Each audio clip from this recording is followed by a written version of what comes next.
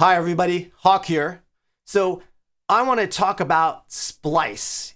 Yeah, that company that sells samples and sounds and rents plugins, and they really do some great remix competitions as well. But I want to talk about a specific little corner of the Splice universe, and that is the studio collaboration system. And this system allows you to co-write and co-produce with other musicians and producers that are signed in to Splice from all around the globe.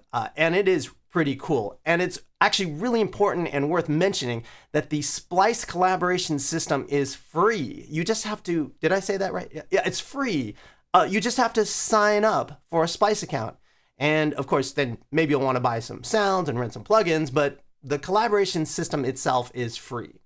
So I really wanted to try this and see if it works. So I asked a bunch of my Berklee Online students whether they wanted to jump in and give this a try and try co-writing and co-producing some tracks.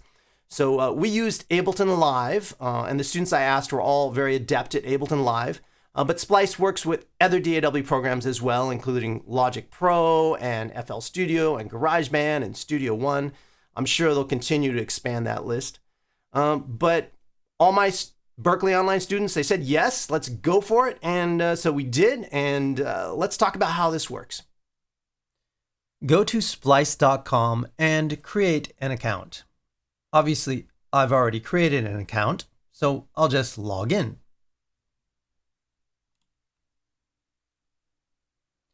Once you've created your account and logged in, you'll want to install the Splice Desktop App. If you don't see a button around here for installing the desktop app, you can come over here to your name tag, your account, and click on install. And this will download the installer for you. Shows you what programs Splice is working with. There goes my download. And then you can go and you can find that, show in Finder, and install it. And then you'll be up and running with your desktop app, and your desktop app will appear up here. There it is, Splice, and you can click on this and open up the Splice desktop app. And in the desktop app, you'll see all of your projects that you have to work on. Very handy. And you can see any samples that you've downloaded. I downloaded a couple of deadmau5's kick drums. And you can also do your cool rent-to-own plugins or whatever other specials Splice is running at the time. But let's head back up to projects here. And you can open up anything that you are collaborating on or that you're working on right here. And you can see, let's do Splice Hawk 102 here.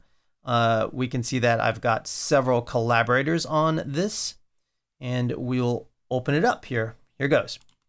So if it's not already downloaded, it will download it, and then it will open it. And this one's already inside of my Splice folder, so it didn't need to download. But there are plugins that are missing from my collaborators. We didn't worry about the plugins that were missing. Basically, we just said, everybody use what you're going to use, and then freeze the track. Because once the track is frozen, there it is, it shows up in blue, but it will have, all the audio there for us to listen to. And when we're just co-writing the tracks, that's all we need. So yeah, freeze the tracks. That works great. So whenever you add a new track or any new part to your session here, and then you save it, it will automatically be saved on your computer and then be uploaded to the Splice server. And then when your co-writer or co-producer opens this session file through their projects, it will automatically be updated with that new data, the new audio or the new MIDI track or whatever you added. So if you're interested in knowing where the Splice project is being saved on your computer, click right here and you can see where it's located. You can even go straight to the folder here. Now there's an option here for sync from anywhere. So anywhere you have your DAW programs stored on your computer, Splice will look at those and sync them to the Splice cloud server. But I don't really feel comfortable about that, so I just have everything synced to only the Splice folder. And if I click on this, we can go straight to the Splice folder and see what's in it. And this was SpliceHawk 102, and there is the project folder for SpliceHawk 102. So that's where anything that I create inside of my Ableton Live session file will get saved in there, and then that will get uploaded to the server. Now, if I go back to the browser here, and I take a look at my studio sessions here, I have the ability to create a new project.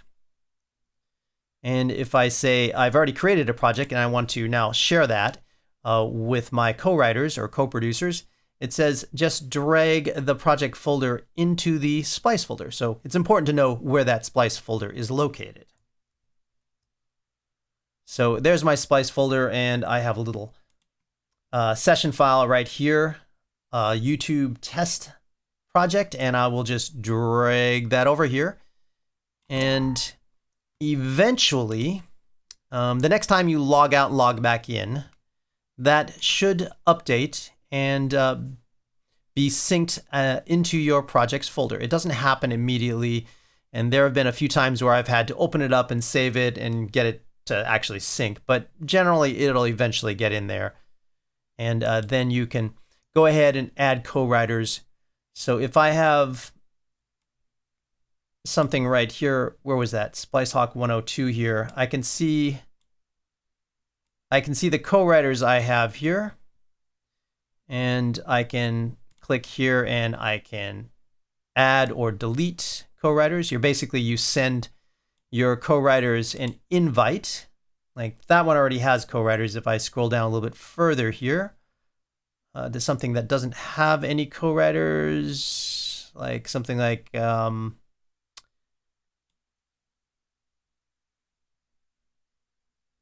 of these. Here's one with no co-writers. So there's a little invite button there. I can click on the invite button, and then I can type in my co-writer's username or email address.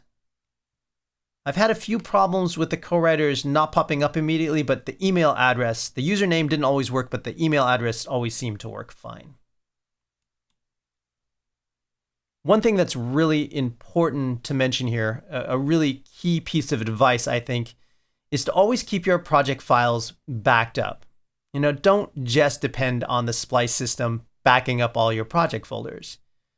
So whenever we did a major revision on a project and we're like, hey, we want to keep that, we went ahead, the collaborators on their own computers went ahead and went to that Splice folder and dragged the file, the project folder, to a backup hard drive. Because if I just take this and I drag it to a backup hard drive and I give it a name like version 101, 101.010, it's saved there. And doing this definitely saved our behinds a few times. There was a couple of session files that accidentally got deleted. It happens when everybody's working on these projects.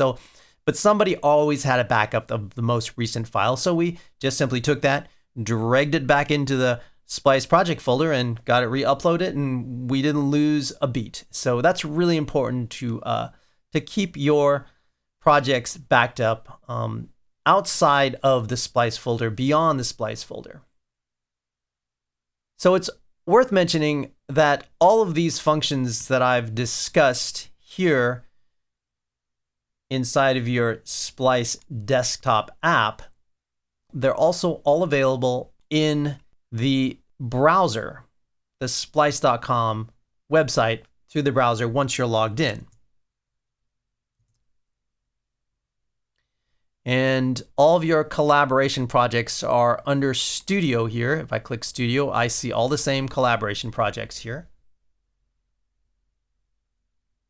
And there are actually a few additional features that I think are pretty cool in the Splice Collaboration Studio through the browser. So for one, you can add a preview, meaning that you don't have to sit there and wait for the download to happen right away. And you can also preview all of the individual tracks here. I can open this up, and I can even add comments to these tracks. So if I click here, I can add a comment to the track here. Landed on the airstrip yesterday.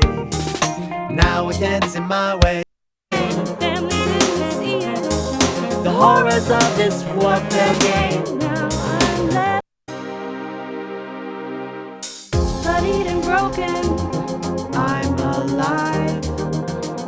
So I'm getting these previews of all the tracks in the session, and then it's very conveniently just following along with the mixdown that I added, uploaded after the session was updated right up here. So it's easy for me to reference the song sections, and I can very easily type in a comment here about, hey, we need to finish this chorus or something.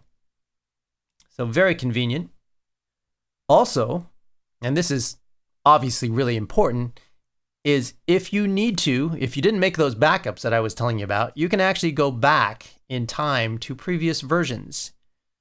And up here it shows us the versions that, how many versions we had. We had 150 versions of this song. That's when the tracks are flying back and forth and we're adding parts and subtracting parts. We had 150 versions of this song. And it shows how many versions people uploaded, individual writers uploaded. And I can go all the way back here, like 29 versions. I can look at all the versions that I uploaded. And I can go all the way back to, let's say, version 131 here. And I can click on this and actually look at that. It displays this version. It shows me all the tracks. I didn't upload a preview for this one here, but it shows me the tracks. And I can open this version in Ableton Live. I'm not sure how far back the versions are stored, but there seem to be some significant versions stored back there. I haven't checked them all, but something is there. If, like I said, if you didn't actually back them up on your separate hard drive, I still say back them up on your separate hard drive, but there's something here.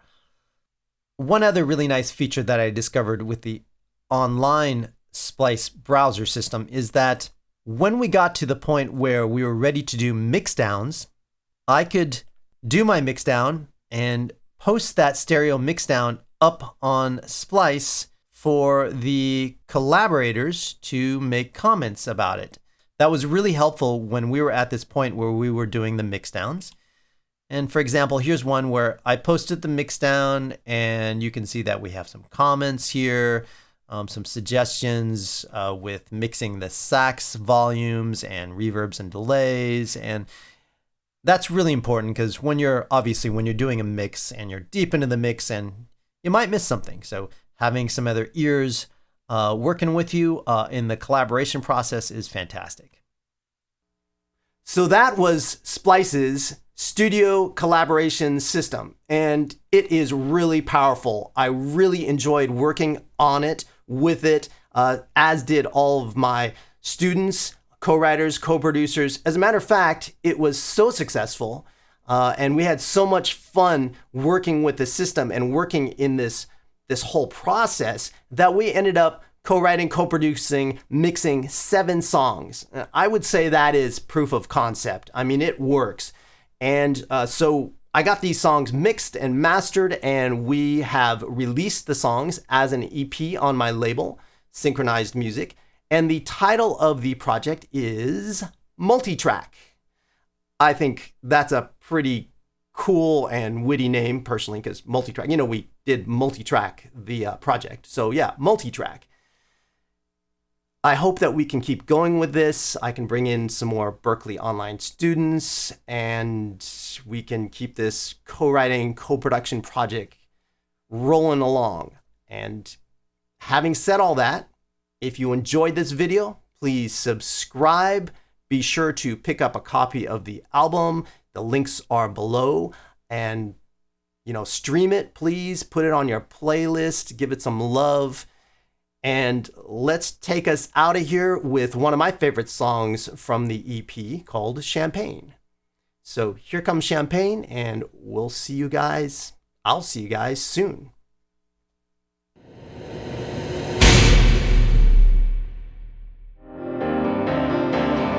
Just like champagne, I could drink you every day.